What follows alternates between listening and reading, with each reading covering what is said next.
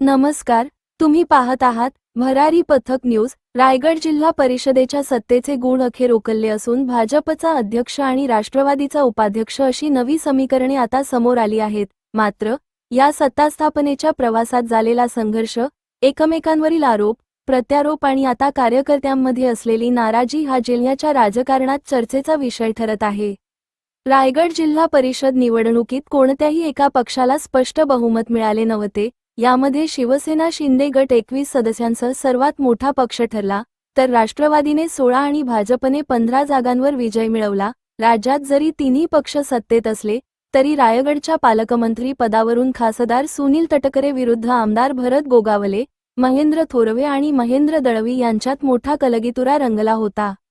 हा वाद केवळ जिल्ह्यापुरता मर्यादित न राहता संपूर्ण राज्यभर चर्चेत आला होता।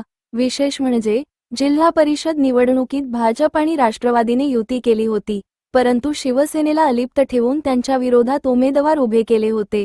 यामुळे राष्ट्रवादी आणि शिवसेनेतील वाद आणखीनच उफाळून आला आणि दोन्ही बाजूचे सामान्य कार्यकर्ते एकमेकांसमोर उभे ठाकले।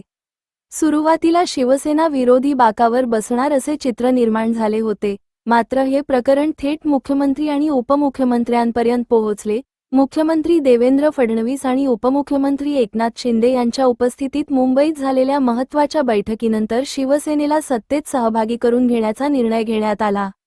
या निर्णयानुसार आज शिवसेनेने भाजपच्या अध्यक्षाला आणि राष्ट्रवादीच्या उपाध्यक्षाला आपला पाठिंबा जाहीर केला। वरिष्ठ पातळीवर नेत्यांनी सत्तेसाठी हातमिळवणी केली असली तरी तळागाळातील कार्यकर्त्यांमध्ये मात्र प्रचंड नाराजी पाहायला मिळत आहे।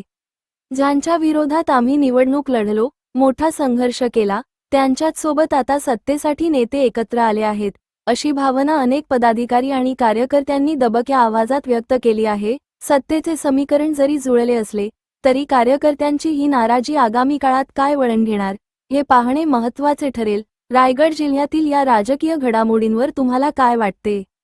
कमेंटमध्ये तुमची प्रतिक्रिया नक्की कळवा आणि अशाच ताज्या बातम्यांसाठी पाहत राहा भरारी पथक न्यूज। व्हिडिओ आवडला असेल तर लाईक, शेअर आणि चॅनल सबस्क्राइब करायला विसरू नका।